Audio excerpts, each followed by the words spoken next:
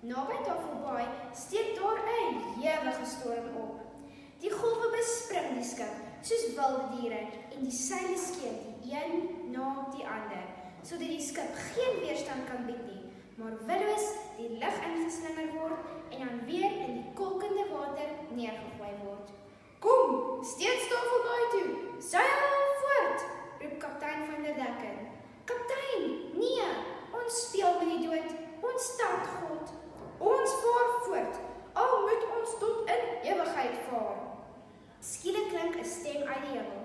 "Ja, dit sal gebeur, maar om die Kaap sal jy nie seil nie." Opeens slaan vlamme op die skip uit. Sedert daardie dag sien matrose dikwels 'n brandende skip wat van noord na suid en van suid na noord vaar.